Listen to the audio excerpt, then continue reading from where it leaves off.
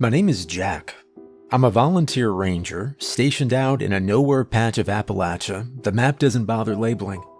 If you think that sounds like a noble job, you've never done it. Most days, I sit in a crooked wooden chair on the front porch of a government-funded shack that smells like old boots and scorched coffee. I watch trees sway and make sure no idiot tourist stumbles into something they won't come back from. Technically, I'm not supposed to be here, or anywhere outside a concrete cell, if you go by my original sentencing. Got 5 years for robbery.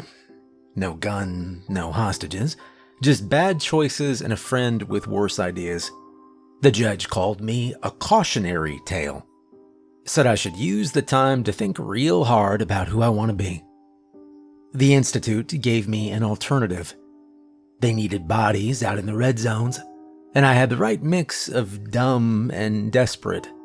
Traded prison bars for ranger greens, and here I am.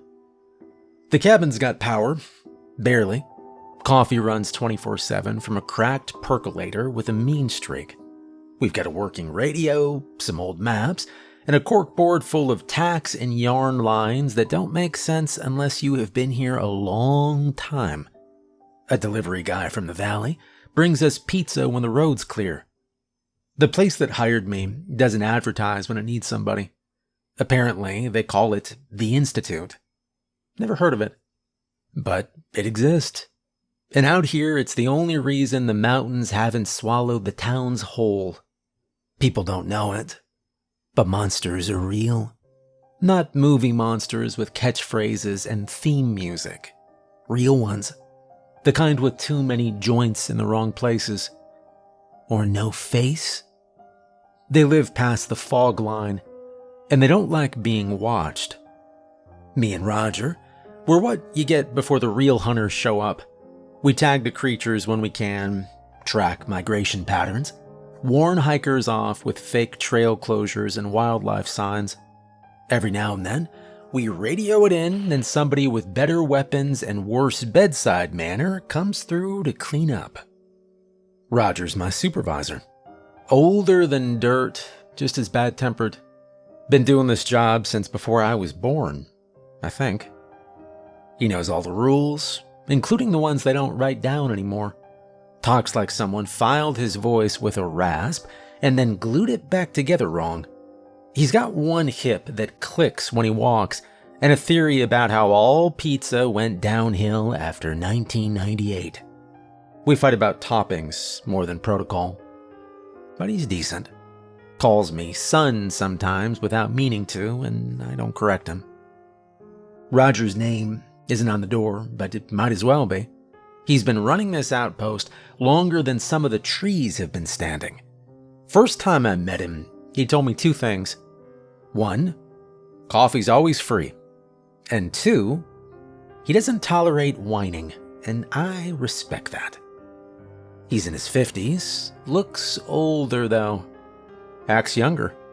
Walks with a limp from a bad fall in the 90s, but still hikes faster than I do on a good day.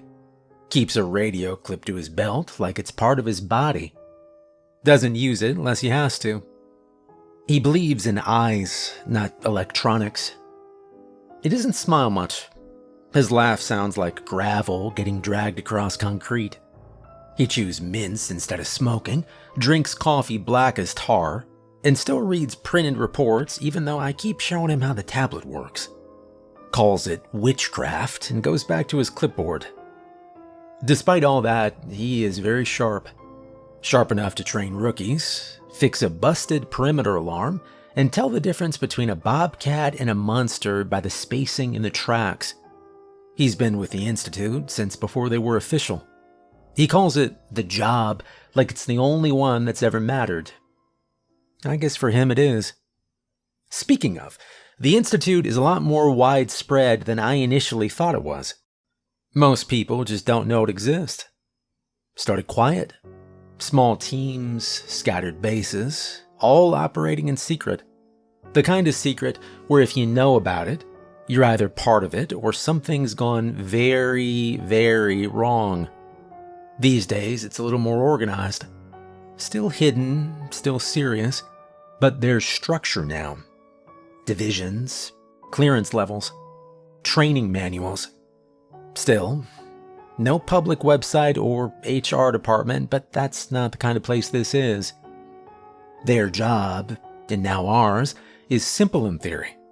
Keep the monsters out of sight and the public out of danger. They don't hunt every creature. Not all of them are hostile. Some are just, well, displaced, migrating, lost. But the dangerous ones, the ones that take, twist, feed, those get flagged. And more often than not, they get put down. We're not hunters, not officially. Me and Roger, we're field rangers. That means we're the first boots on the ground when something moves weird in the woods. We track signs, we check cameras, we make notes on migration patterns, nesting spots, and energy shifts. We set markers, update maps, log disturbances. If something crosses the fog line that shouldn't be there, we call it in. And yeah, that's the job, you know? Surveillance, containment, prevention. Most days are boring. Wake up, drink stale coffee, check the perimeter.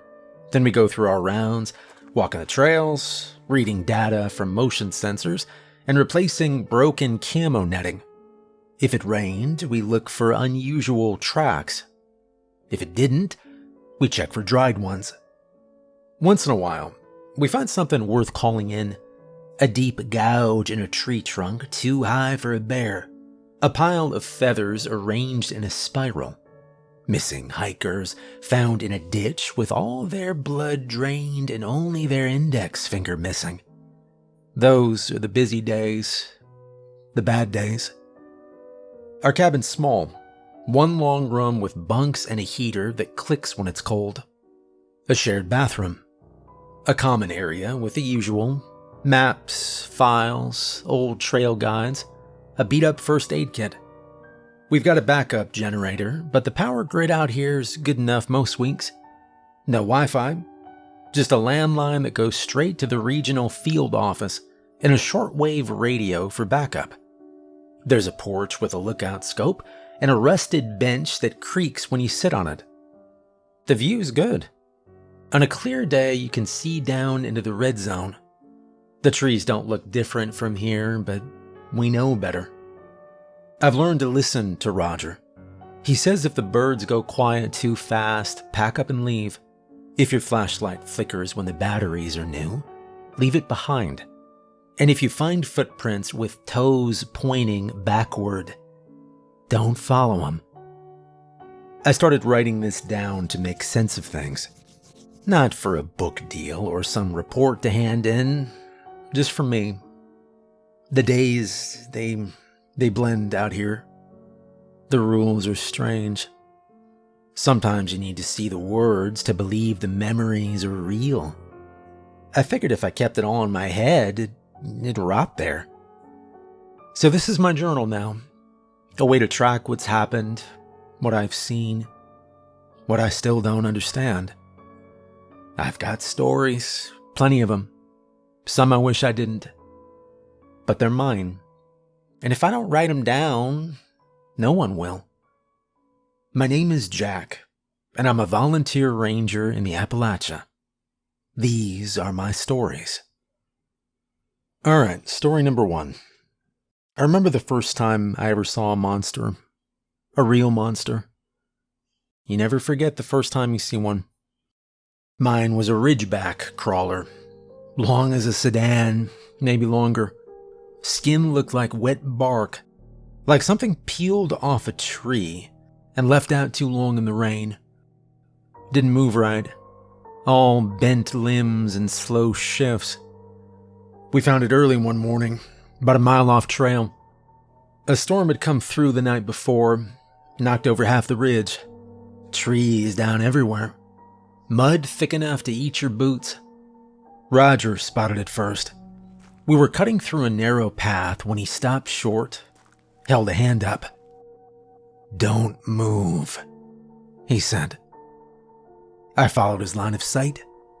At first, all I saw was a mess of roots and broken branches. Then I noticed something wedged under a fallen pine. It twitched. It made a sound. Low, hurt. Not like an animal, not quite. Closer to a pressure valve trying to release. Then it opened its eyes.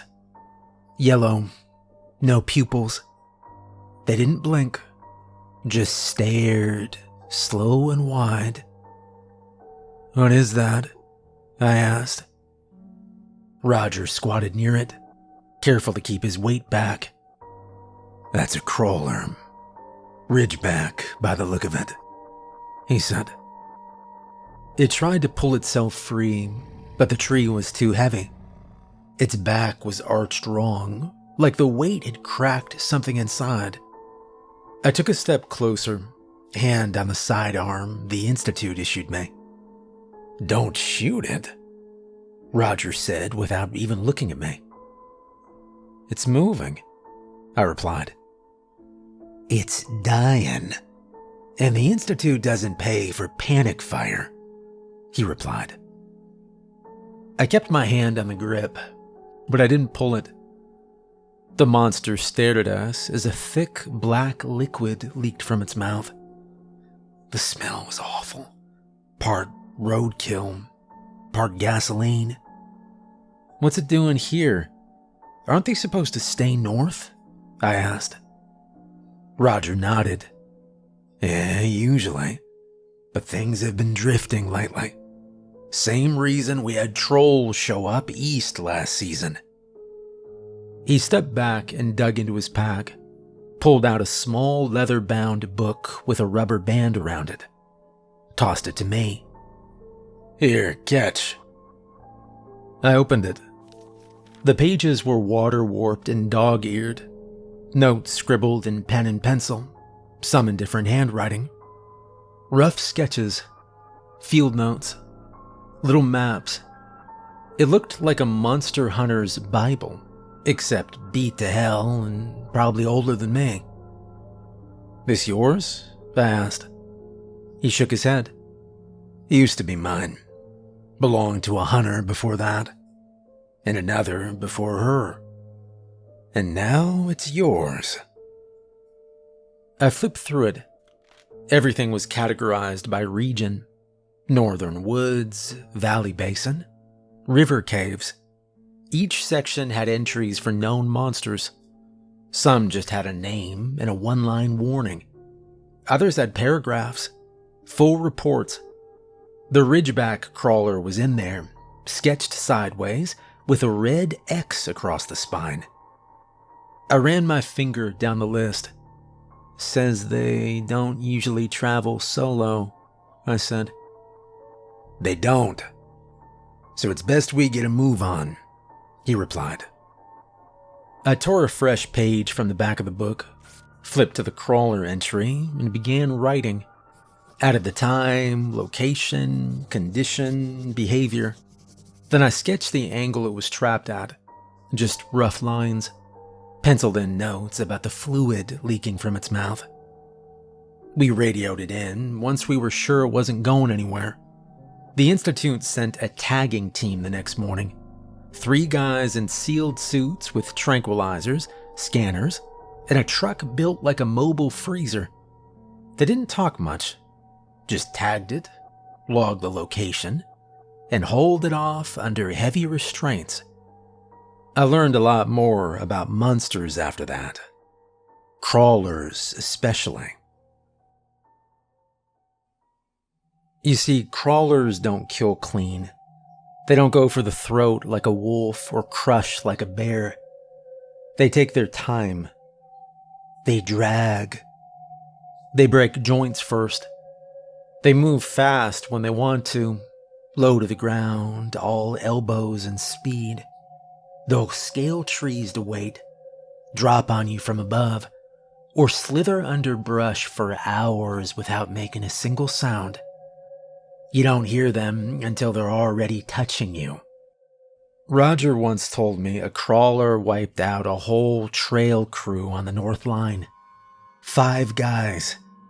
2 of them had sidearms. None of them got a shot off. Not a single shot. When the Institute arrived, they found dead bodies littering the ridge like a massacred campsite. One crawler was hard to deal with, but they rarely traveled solo. They were pack monsters, and pack monsters could devastate entire towns if they wanted to. Back at the cabin that night, I flipped through the rest of the guide. Trolls to the east, like he said. Big things, slow but mean. There were entries marked with dates, like incident reports. One from 5 years ago. Troll, 10 foot, spotted East Ridge. Took dog. Avoid tree lines after dusk. Another from last fall. Smaller troll, newborn maybe. Watched from a hill, didn't engage. Other pages had more scribbles than sentences. One just read, "Do not talk near the old quarry. Wakes him up." "Hey Roger, how many types are these?" I asked. He was at the table boiling water for instant noodles. Too many. The mountains hide things the cities don't believe in. You will run into crawlers, trolls, goblins, maybe even a snatcher if you're unlucky." "Snatchers?" I asked. "Yeah, they drag folks off and leave your clothes folded behind. Usually stay Deep Valley. You'll know 'em if you hear the clicking," he said without looking up. I flipped to a page that just said Snatcher in big letters. No notes, no drawing, just blank space underneath. "Not a lot of info on this one," I said. "Because the ones who get close don't usually come back to describe anything," he replied. Fair enough. I started updating the guide with a fresh pencil, fixed some of the faded entries, cleaned up the sketch of the crawler, added today's date and location, and then I added a note. Observed crawler alone, no visible wounds beyond crush damage. Smelled like rot and fuel. Roger leaned over my shoulder at some point, watching me write. "You take neat notes for a convict," he said. I didn't bother replying. After a while, he pulled up a chair and sat across from me.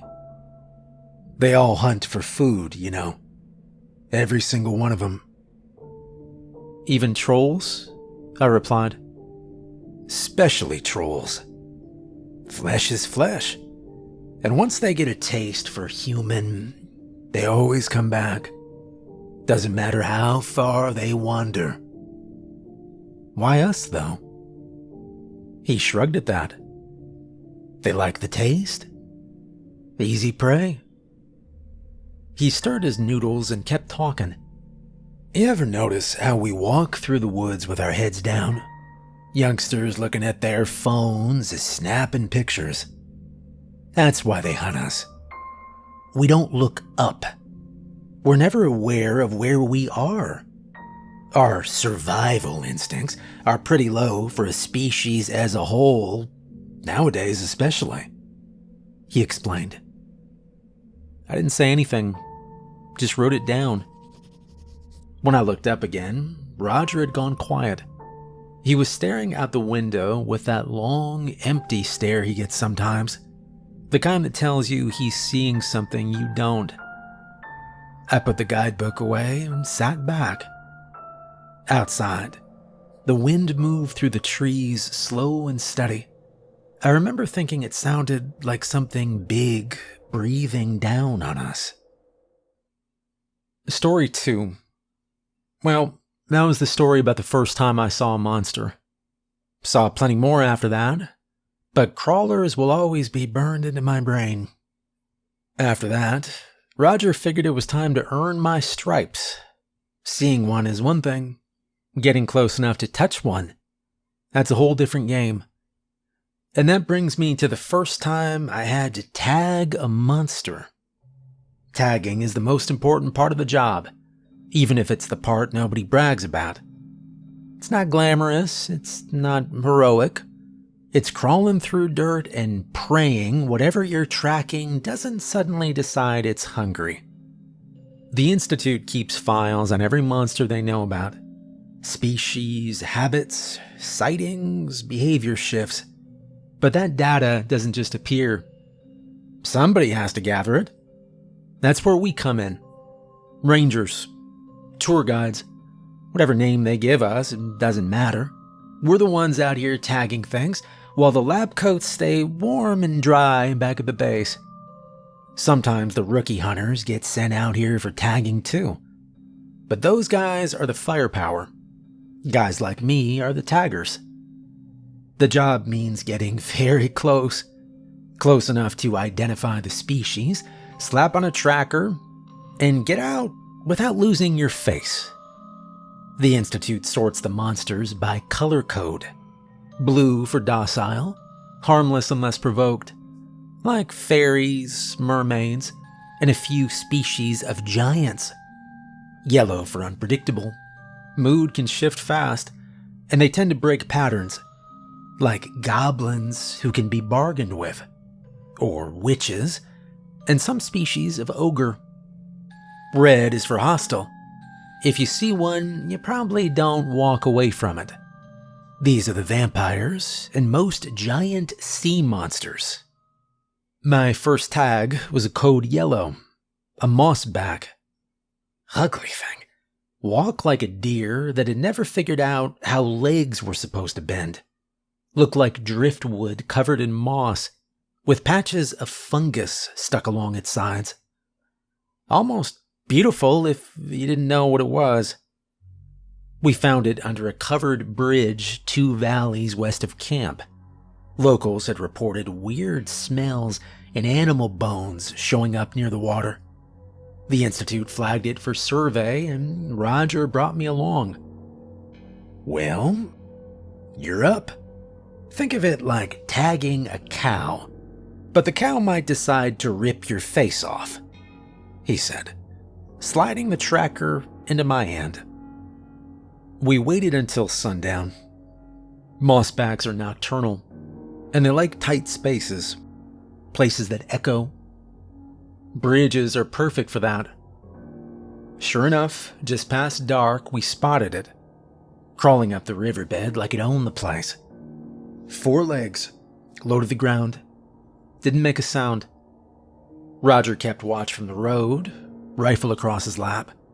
I slid down the embankment and crawled under the bridge. My hands sank into wet mud, but I didn't stop. I kept low, moving slow, till I was about 20 feet away. Then 10. And the smell hit me first. It was like pond water and rot. Then it turned its head, and I saw the thing grafted into its neck. A human jaw, not bone, flesh, still damp, looked like it'd been chewed and stuck there like some kind of prize. I don't know if it was part of the creature or just something I'd taken from a body. The Institute still doesn't know if mossbacks mutate from eating too many human parts, or if they're just born like that. I held my breath, leaned in, and slapped the tracker just behind the front leg. It twitched but didn't bolt. I hit it with a light sedative, enough to make it sluggish, not enough to knock it out.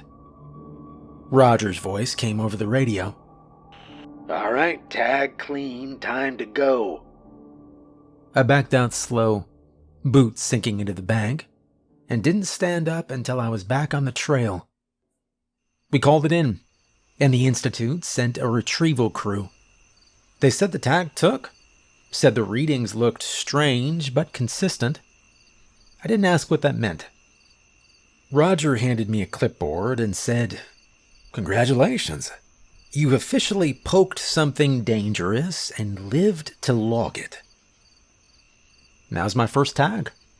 I have done, well, dozens since. But that one sticks. The way it looked at me when I moved. Like it didn't care what I was.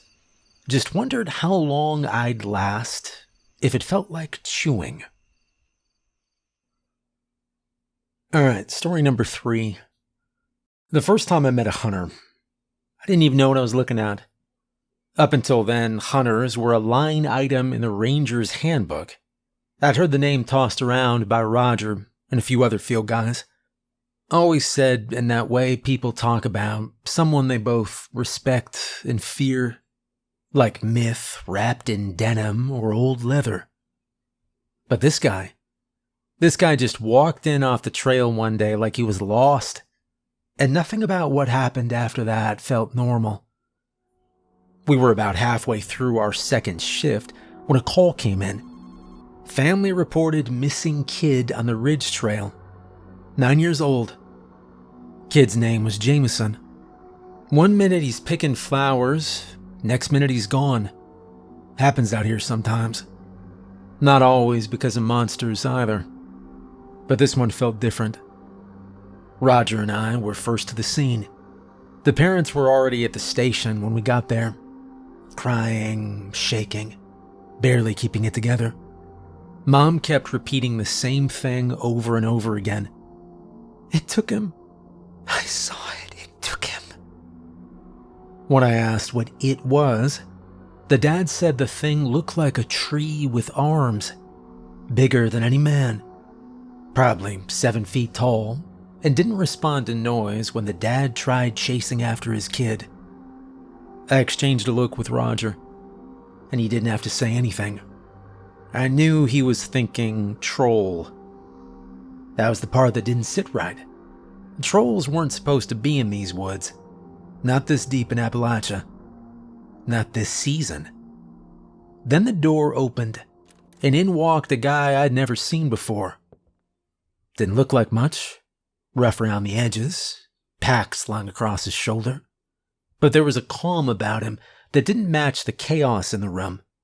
Most people walk into a station mid-crisis and ask what's going on. This guy walked in like he already knew. Roger recognized him instantly. "Carver, didn't expect to see you here," he said. Carver nodded like this was just another Tuesday. He mentioned that he'd been passing through and asked what was going on. Roger gave him the quick rundown. The kid, the trail, the description. Carver barely reacted, just listened. When Roger finished, Carver stared at the floor tile for a second, did some kind of mental math, then said, "Show me the trail." I watched him disappear into the trees with one of our senior rangers. I didn't go with him, wasn't cleared, and Roger told me to stay behind. But I couldn't stop thinking about that guy. He didn't flinch, didn't hesitate. And he definitely didn't look like someone doing this for the first time. They came back hours later, and Carver was carrying the kid. He walked out of the woods like it was nothing. The kid, Jameson, was covered in mud, eyes wide, arms locked around the man's neck like he was holding on to the last safe thing in the world. Behind them, the wind kicked up like something had been left behind, and didn't like it. Carver didn't say much when he got back, just handed the kid over to the parents, gave Roger a quick debrief, then stepped aside and started packing up his gear. I walked over to him. Had to. "You're a hunter?" I asked. He looked over at me, mumbled a half answer that made it obvious he wanted to get going. I wanted to ask more. How he found the kid, what happened in the woods. But something in his face told me not to. Not right now. Roger came over, clapped a hand on my shoulder. "Jack, meet Sam Carver. Been doing this longer than most of us have had radios." Carver nodded at me, then kept packing. Later that night, Roger told me what really happened out there. Said Carver tracked the troll solo. No backup.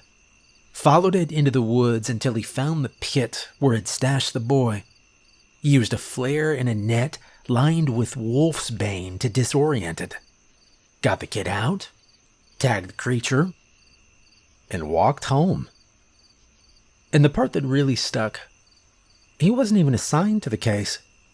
Just stumbled on it. Stepped in because he could. Isn't that against protocol? I asked. Roger grunted. Yeah, that's Carver for you. A few weeks later, the Institute sent out a memo. Not to us directly, but we heard about it. Said something about cross-regional movement. Creatures migrating into areas they hadn't been seen in for decades. Trolls, crawlers, worse. I asked Roger what that meant. He looked tired when he answered. Means the maps we've been working off are useless. Means the job just got harder. I sat with that for a long time. Something within the region was changing, and we were going to feel the effects of it sooner rather than later. Story 4. The thing about meeting a real hunter like Carver is that it changes your idea of what bravery looks like. The guy walked into the woods alone, came back with a kid. He had no backup, but never panicked. I had met some tough men during my time behind bars, but this was different. So naturally, I figured the next time something went wrong, the Institute would send another Carver, or someone like him. They didn't, because I got there first. We were assigned to clear the South Ridge Trail. Easy job on paper. Some school had a field trip out in the hills, and our job was to walk the perimeter, check for any weird signs, then stay out of the way unless someone wandered too close to the wrong tree line.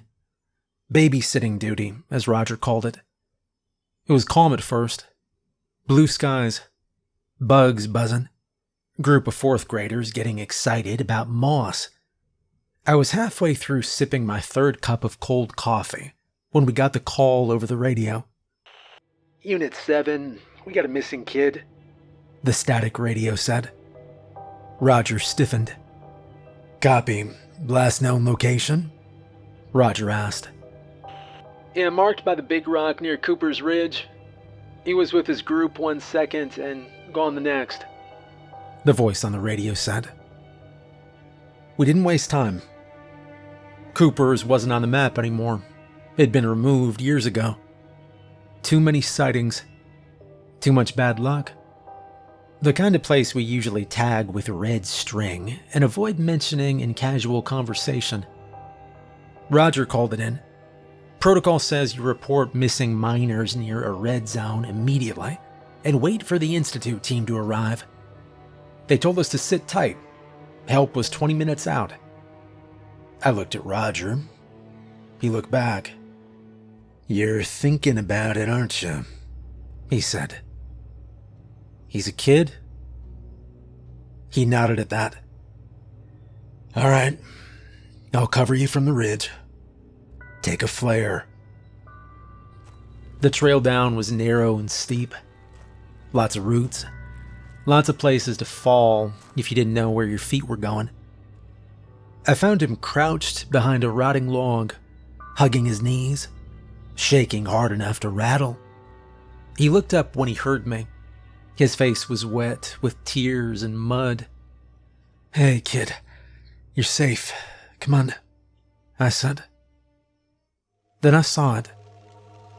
Behind him, crouched low, a dark thing with long, jointed limbs and no neck. The skin looked oily, stretched too tight. Its elbows were wrong, too many of them, bent in ways that didn't follow any kind of anatomy I knew. It hadn't noticed me yet, but it was breathing. I didn't have time to think. I pulled the flare from my belt, snapped the cap off, and lit it with my glove. It flared bright red in the dim gulch light. The thing screeched, reared back, eyes flaring white as it tried to shield its face. And I didn't wait to see if it worked. I grabbed the kid with one arm, hoisted him like a sack of flour, and I ran. It followed. I could hear the thing crashing through brush behind us, shrieking like it was drowning in its own voice.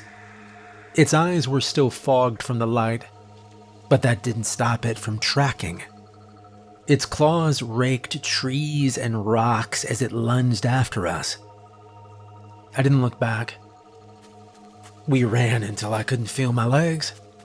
The ridge curved west, and we cut through a shallow stream, hoping the water would kill the trail. The kid clung to me, quiet, scared, but not slowing me down. Good kid. At some point, I didn't hear the thing anymore. Just wind. Just birds starting up again. We waited behind a boulder for a few minutes. Then I walked him back out. Just a few miles from the ranger station now. We were in green territory again. When the Institute boys arrived, they were suited up and armed to the teeth. Late, of course. They were younger than Carver, younger than even me. They moved in like it was a training exercise, calm and slow, while I sat with the kid on the gravel, trying to keep my hands from shaking. They took statements, took the flare casing, took the credit, idiots. But I didn't care. The kid was alive, and that's what mattered. Roger didn't say much when they left. He just handed me a slice of pizza from the cooler. The good kind. The one with extra meat he usually hoarded for himself. I thought maybe I'd get a talking to. Maybe, a write-up for breaking protocol. But nothing ever came. The Institute let it go, probably because it would have made them look bad to admit a mere ranger beat them to it. That was fine by me. Still, though, something shifted after that. Roger started listening to me a little bit more, trusted me a little deeper. I wasn't just the convict with a clipboard anymore, and that meant more to me than I'll ever care to admit. Yeah, and I guess that's the last story for now. My community service hours are up. Time served, as they say. 5 years walking ridge lines, tagging monsters, hauling gear, updating files. 5 years of doing a job no one really believes exists. Clipboard's full. The field guide's a mess of ink and dog-eared pages, but it's as updated as I could make it. Yesterday I turned in my badge, dropped off my rifle, gave back the tracker.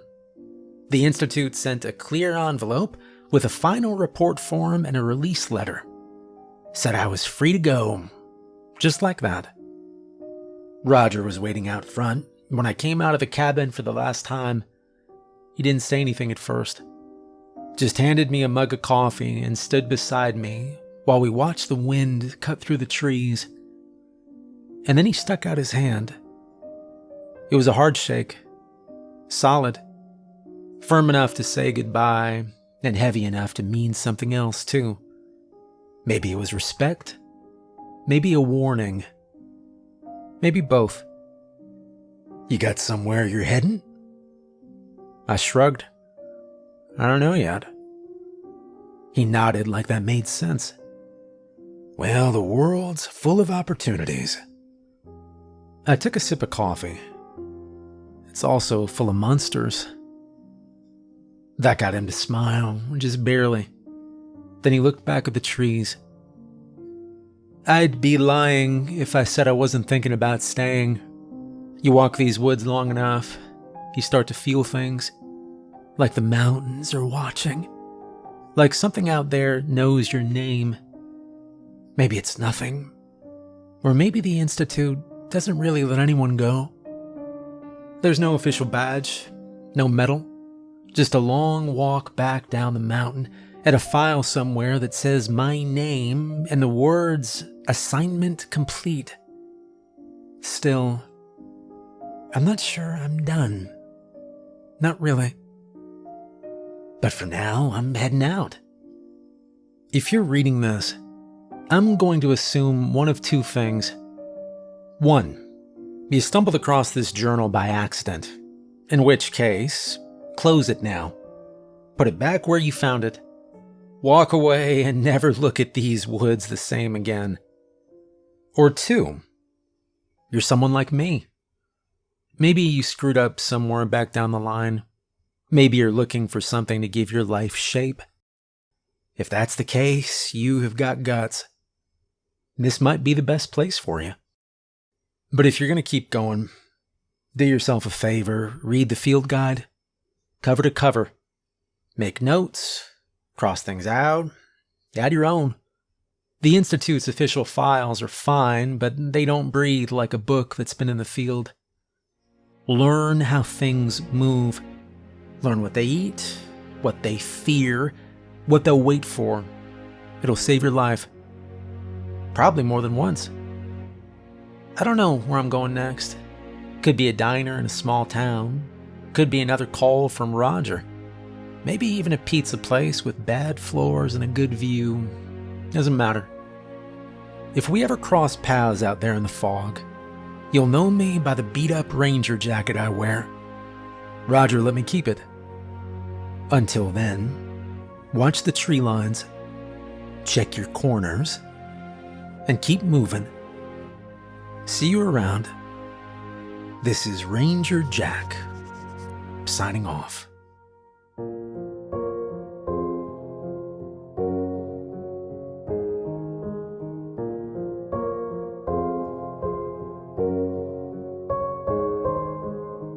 Hey, I hope you enjoyed the video. Special thank you to all my patrons. If you'd like to become a supporter on Patreon, there's a link in the description. I hope you have a great night, and thanks for watching.